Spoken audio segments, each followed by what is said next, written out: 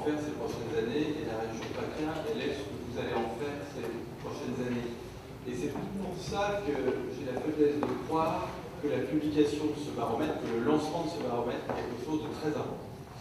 C'est quelque chose de très important parce que le fait civilisationnel le plus important aujourd'hui, et pas seulement en PACA, pas seulement en France, mais dans la plupart des pays du monde, c'est la mutation économique.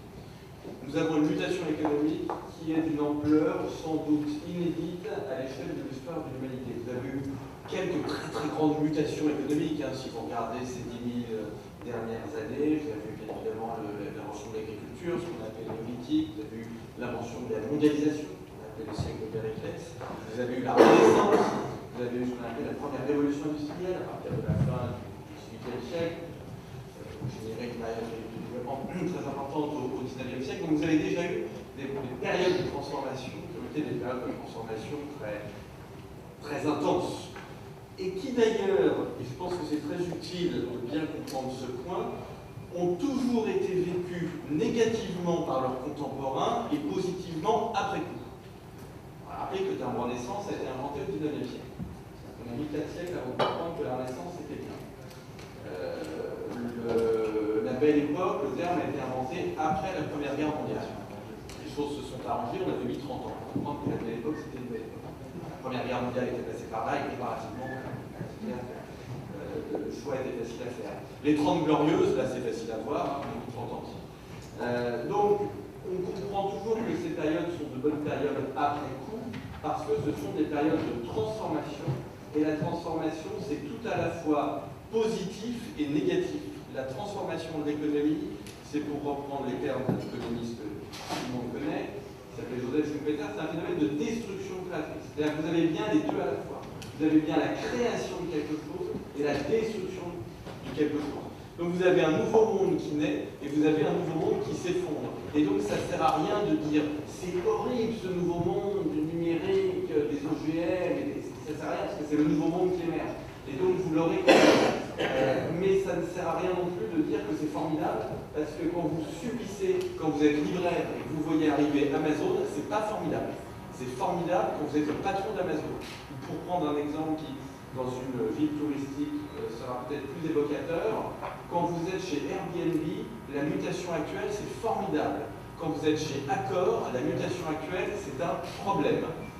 Et je pense que c'est un problème qui sera un problème à la puissance 10, d'accord, vous oubliez, ces prochaines années. Donc c'est le début. Donc vous avez une mutation économique qui est extrêmement forte. Vous avez eu l'agriculture, vous avez eu la mondialisation, vous avez eu la Renaissance, vous avez eu la première révolution industrielle, et vous avez aujourd'hui ce que l'on appelle la révolution des NBIC. Et PACA va être très impacté par cette révolution des NBIC. N pour nanotechnologie, B pour biotechnologie, il s'agit de biotechnologie végétale, de biotechnologie animale, de biotechnologie humaine, faire de la santé. Voilà. Le I pour tout ce qui est le domaine de l'information, les anglo-saxons parlent de digitalisation, ils parlent aussi parfois de numérisation, et le C pour tout ce qui est du domaine des sciences cognitives, c'est-à-dire de l'intelligence artificielle. Vous avez, avec ces 4 lettres, 4 révolutions industrielles à la fois, c'est-à-dire 4 révolutions industrielles qui sont en train de transformer la totalité de l'économie. Alors vous avez déjà eu les NBIC, vous avez eu les NBIC de la Renaissance, navigation, boussole, imprimerie, cartographie. Vous avez déjà eu le même phénomène au moment de la Renaissance, sauf que aujourd'hui, c'est un peu plus fort que la Renaissance, pour 2 raisons. La première raison, c'est que le champ géographique est beaucoup plus important. Pour la première fois dans toute l'histoire de l'humanité, vous avez une mutation économique qui est plus facile de qualifier géographiquement en comptant le nombre de pays qui n'y participent pas, plutôt qu'en comptant le nombre de pays qui y participent. La Renaissance, c'est l'Italie du Nord, la Flandre, un peu la France, pas très compliqué.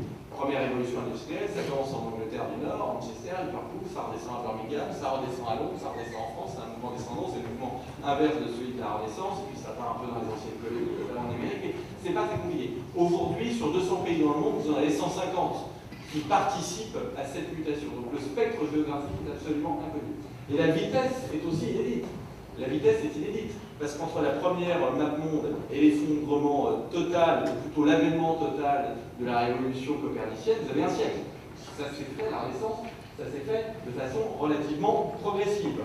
En revanche, les GAFA, les Google, Amazon, Apple, Facebook, et on pourrait rajouter Tesla, WhatsApp, si vous voulez, Airbnb, Uber, ce sont des entreprises que vous ne connaissiez pas, que l'on ne connaissait pas, je me mets dedans, bien évidemment, il y a 15 ou 20 ans. Apple étant un cas à part, mais en réalité, Apple était une grosse start-up il y a 15 ou 20 ans. C'est devenu une très grosse entreprise ces 10 dernières années. Donc c'est assez récent. Donc vous voyez bien que le spectre géographique très large, la vitesse, font que cette mutation, elle est beaucoup plus importante que ce que l'on avait pu observer au cours des siècles ou des millénaires précédents. Alors, je sais qu'il y a un certain nombre d'économistes qui ne sont pas d'accord avec moi et qui pensent que ces NBIC ne sont pas une vraie révolution. Alors déjà, ce qu'il faut savoir, c'est que ces gens-là se trompent. Et la deuxième chose, parce que ça, c'est leur droit, c'est par le cas de Copernic, c'est-à-dire 2 siècles après lui, 2 siècles après, il y a encore des gens qui n'y croyaient pas, donc parfois l'ajustement intellectuel est un peu long. Mais surtout, je pense que il y a des arguments, bien évidemment, il y a des arguments. On me dit, par exemple, il y a des innovations, mais il n'y a pas beaucoup de croissance, ce qui est un bon argument. On me dit, il y a des innovations, mais il n'y a pas beaucoup d'emplois, ce qui est évidemment un bon argument. On me dit, il y a des innovations, mais il y a une contrainte environnementale, ce qui est aussi un bon argument. Sauf qu'on peut les déjouer extrêmement simplement. Alors, ce n'est pas l'endroit ici, mais je vais le faire juste très rapidement, parce que pour comprendre ce qui se passe en PACA et l'intérêt de ce baromètre, il faut comprendre ce changement de nature économique, sinon on ne voit pas à quoi ça sert.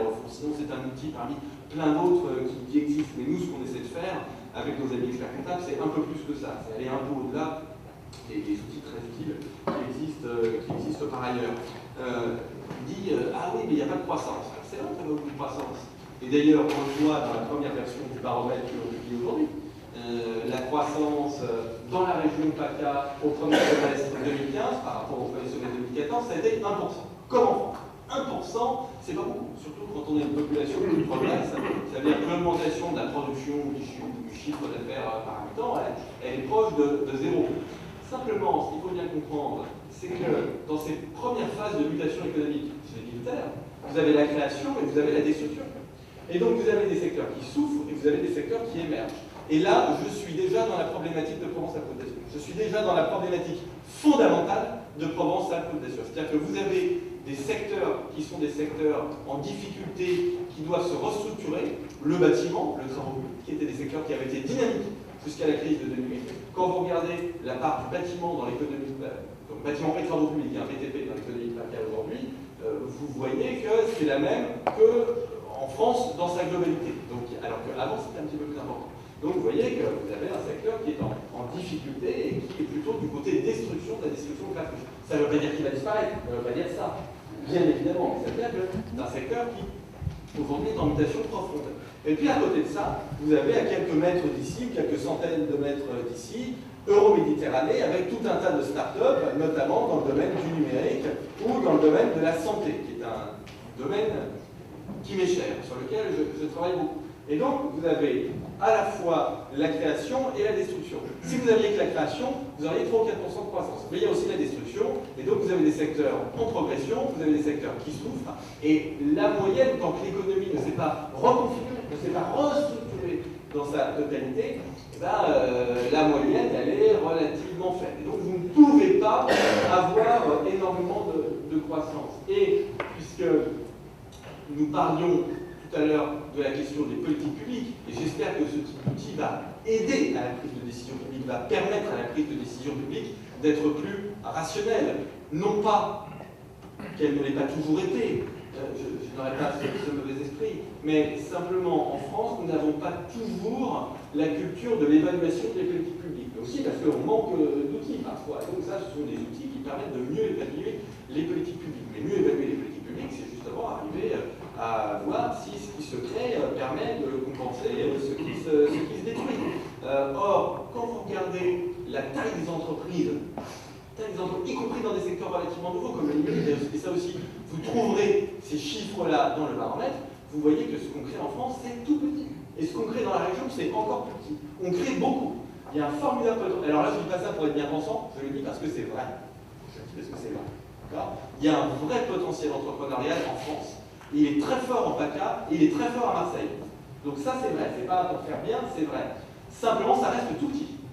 Et pourquoi ça reste tout petit? Ça reste tout petit. Alors là, je ne vais pas revenir sur les raisons parce qu'on les connaît tous, mais parce qu'on a des problèmes fiscaux, parce qu'on a des problèmes réglementaires, mais aussi parce qu'on ne soutient pas forcément les bons secteurs, ou parce que peut-être que parfois on soutient un peu le côté destruction de la destruction créatrice sans soutenir beaucoup le côté, sans libérer beaucoup le côté création de la destruction créatrice. Donc vous voyez qu'on est vraiment au cœur des enjeux.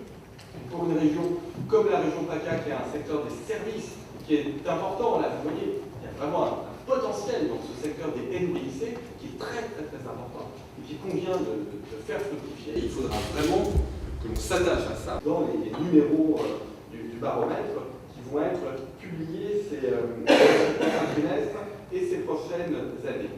Et ce, d'autant plus que la mutation économique, elle est aussi géographique. Ça, vous avez un très grand historien français qui l'a montré, qui venait pas du sud mais de l'est, qui s'appelle Fernand Braudel, qui était meusien, qui venait de Bar-le-Duc, et qui a très bien montré que quand vous avez des phénomènes de mutation économique, vous les avez au niveau du monde, par exemple aujourd'hui le déplacement du Paris-Centre de l'économie de l'Ouest Berlin, vous les avez au niveau d'un continent, vous n'avez pas tout à fait la même conjoncture économique en Grèce et en Autriche, mais vous l'avez aussi à l'intérieur d'un pays.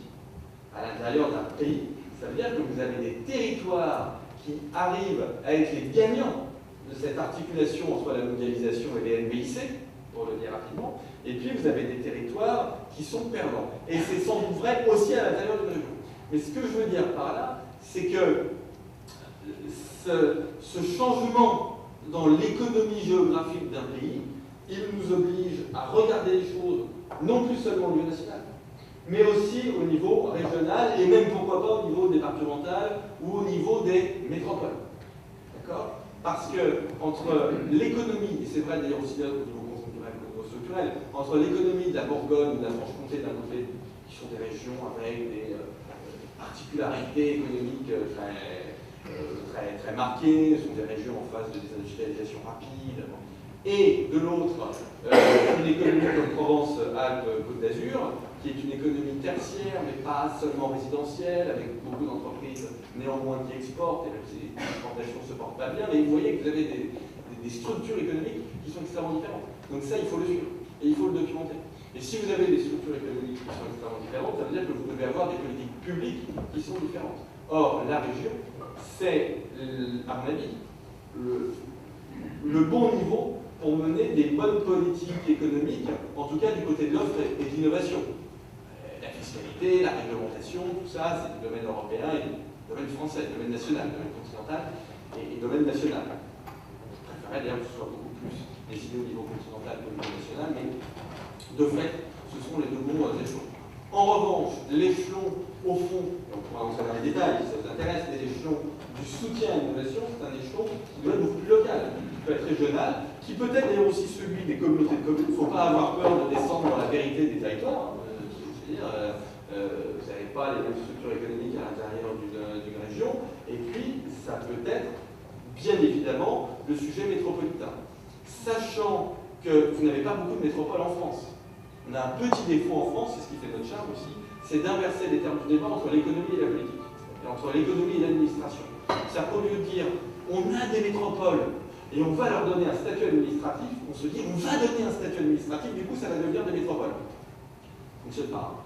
Vous pouvez prendre deux villes au hasard, vous pouvez prendre Pointe-aux-Arts et dire c'est une métropole, vous soulevez le couvercle, après vous n'avez toujours pas la métropole.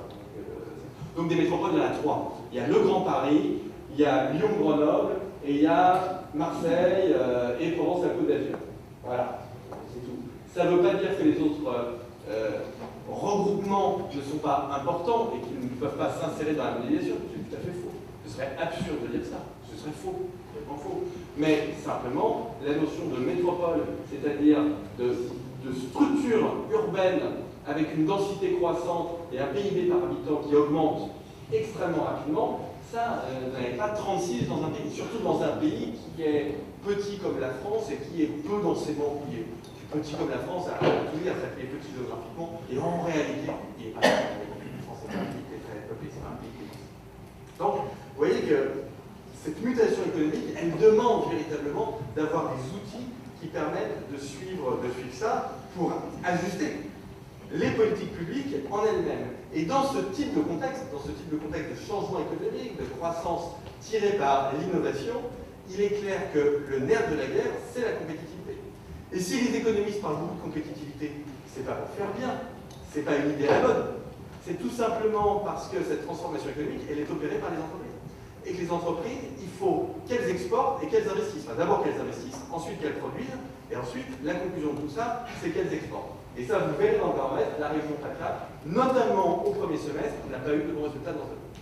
C'est-à-dire que l'investissement baisse fortement et les exportations baissent. Et donc là, on voit qu'on aura un sujet absolument majeur ces prochaines années, qui est celui de l'investissement productif dans la région. Alors après, il faudrait rentrer dans le détail des secteurs, bien évidemment, pour voir là où ça investit beaucoup et là où ça désinvestit fortement. On n'a pas encore fait à ce stade ce travail. Enfin, on a quelques pistes. Je ne pense pas que dans le bâtiment, on ait eu énormément d'investissements au premier semestre 2015. Je pense en revanche que dans la santé, dans les bibliothèques, on en a eu. Simplement, je reviens à la question des structures créatrices. Et la création n'emporte pas encore sur la destruction. Et ça, cette question du couple investissement-exportation, ça doit être vraiment la préoccupation numéro 1 des politiques publiques ces prochaines années. Et je le redis, pas pour des raisons idéologiques, c'est pas du tout le sujet, mais tout simplement parce que dans une période de transformation schumpeterienne, c'est le seul moyen d'avoir des emplois, de l'activité, des emplois et du pouvoir d'achat. Donc c'est la meilleure façon de faire de la bonne politique économique. Alors ça ne veut pas dire qu'il n'y a pas d'autres sujets, il y a plein d'autres sujets. Le sujet du marché du travail, par exemple, qui lui n'est pas du fait de la région, encore que la question de la formation professionnelle dans une période de mutation économique est bien évidemment une question clé. Je suis tout à fait favorable à ce que ce soit la région qui s'en occupe, parce que là encore, la vérité des bassins d'emploi, c'est qu'ils sont très différents et que les problématiques ne sont pas les mêmes à Nice ou dans le Châtelet-Léonien. Voilà, ce n'est pas les mêmes niveaux de qualification, ce n'est pas les mêmes phénomènes migratoires, ce n'est pas les mêmes besoins. Donc là encore, il n'est pas optimal d'avoir exactement les mêmes politiques, surtout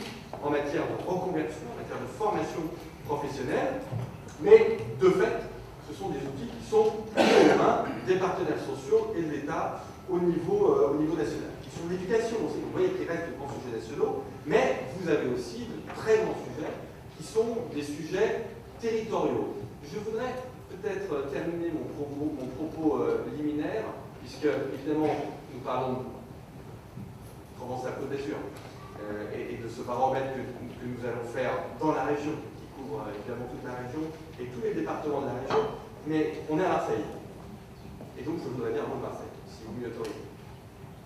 Je pense tout à fait honnêtement que Marseille doit être la grande success story économique de la France ces 10 prochaines années. Très honnête. Très honnête.